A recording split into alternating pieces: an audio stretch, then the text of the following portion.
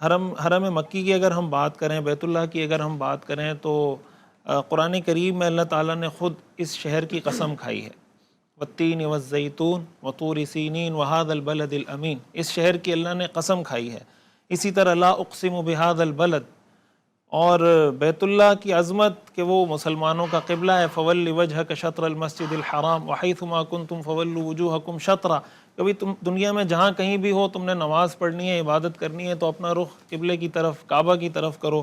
اور بیت اللہ کی عظمت اسلام کی نظر میں اتنی زیادہ ہے، حدیث شریف میں آتا ہے لا تستقبلوا القبلۃ ببول ولا غائط ولا تستدبروها، کہ بیت اللہ کی طرف رخ کر کے یا بیت اللہ کی طرف پشت کر کے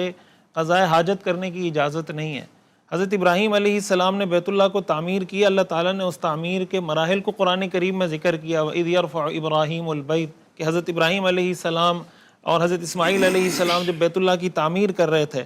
پھر حضرت ابراہیم علیہ السلام نے بیت اللہ کے لیے جو دعا فرمائی، حرم مکی کے لیے جو دعا فرمائی، رب اجعل هذا بلدا آمنا، رب اجعل هذا البلد آمنا، کہ اللہ اس شہر کو امن کا گہوارہ بنا۔ قرآن کریم میں اللہ تعالیٰ نے خود ارشاد فرمایا اولم یروا انا جعلنا حرما آمنا ویتخطف الناس من حولہم، کیا یہ نہیں دیکھتے کہ ہم نے حرم کو امن کی جگہ بنایا اور اس کے ارد گرد سے لوگوں کو اچک لیا جاتا ہے۔ رسول اللہ صلی اللہ علیہ وسلم نے اس حدود حرم کے بارے میں فرمایا کہ اللہ تعالیٰ نے اس کی حرمت رکھی ہے، اس کو حرام قرار دیا ہے، اس کو محترم بنایا ہے، لا یعضد شوکہ ولا ینفر صیدہ، کہ اس کا کانٹا کاٹنے کی بھی اجازت نہیں، یہاں پہ شکاری کسی شکار کو دوڑانے کی، اس کے پیچھے بھاگنے کی اجازت نہیں۔ تو یہ حدود حرم جو اللہ تعالیٰ نے ایک متعین کی ہیں، اس کی خاص حرمت، خاص احترام۔ پھر جیسے صفا مروہ کی بات ہوئی، اللہ تعالیٰ نے فرمایا ان الصفا والمروہ من شعائر اللہ، کہ یہ شعائر اللہ میں سے ہیں۔ بیت اللہ کے بارے میں ہم پڑھتے ہیں جو حج اور عمرے کے فضائل ہیں، رسول اللہ صلی اللہ علیہ وسلم نے فرمایا کہ جو حج کرے اور اس میں کوئی فسق و فجور نہ کرے، فحاشی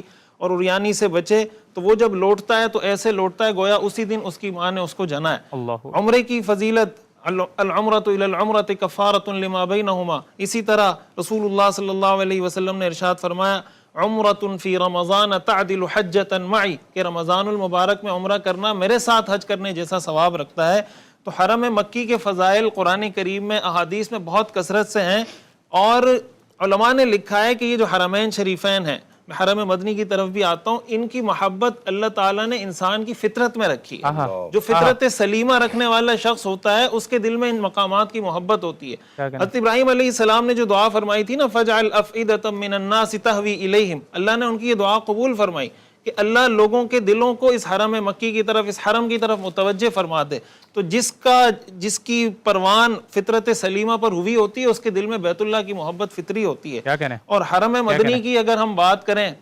تو حرم مدنی کے تو کیا ہی کہنے، ہمارے آقا، ہمارے مولا حضرت محمد مصطفیٰ صلی اللہ علیہ وسلم کا مسکن ہے، آپ کی ہجرت کی جگہ ہے جہاں آپ نے ہجرت فرمائی۔ آپ علیہ السلام جب مکہ سے ہجرت کر رہے تھے تو آپ کو بہت افسوس تھا، آپ نے فرمایا مکہ تو مجھے بہت محبوب ہے، اللہ کی محبوب سرزمین ہے، اگر مجھے تجھ سے نہ نکالا جاتا میں کبھی نہیں نکلتا۔ اور جب مدینہ منور آپ علیہ السلام پہنچے، آپ علیہ السلام نے دعا فرمائی کہ اے اللہ مکہ میں، مدینہ منورہ میں اس برکت کا دگنی برکت رکھ دے جتنی برکت آپ نے مکہ مکرمہ میں رکھی ہے۔ اللہم بارک لنا فی مدینتنا، اللہم بارک لنا فی صاعنا، اللہم بارک لنا فی مدنا، اے اللہ ہمارے پیمانوں میں، ہمارے وزن کے ہر طرح کے پیمانوں میں ہمیں برکت عطا فرما۔ پھر رسول اللہ صلی اللہ علیہ وسلم کا جو ادب ہے، ابھی جیسے مفتی صاحب نے بات کی کہ لا ترفعوا اصواتکم فوق صوت النبی ولا تجہروا لہ بالقول، رسول اللہ صلی اللہ علیہ وسلم کے روزے کا یہ ادب ہے کہ وہاں پر آدمی جائے تو سراپا ادب بن کر جائے۔ کسی نے لکھا تھا نا کہ بےتاب نگاہیں بھی یہاں بے ادبی ہیں، تو وہاں ادب کا جو معیار ہے وہ بہت بلند ہے۔ رسول اللہ صلی اللہ علیہ وسلم کا جو ادب ہمیں سکھایا گیا ہے، قرآن کریم میں اللہ تعالیٰ نے یہ فرمایا ان تحبط اعمالکم وانتم لا تشعرون، کہ اگر تم سے یہاں کوئی بے ادبی ہو جاتی ہے، قرآن کریم میں آتا ہے نا لا تجعلوا دعاء الرسول بینکم کدعاء بعضکم بعضا، تم رسول کو اپنے عام لوگوں کی طرح مت سمجھو، ان کو اس طرح آواز مت دو، اس طرح مت پکارو جیسے تم ایک دوسرے کو پکارتے ہو۔ قرآن کریم میں اللہ نے فرمایا ان الذین ینادونک من وراء الحجرات اکثرهم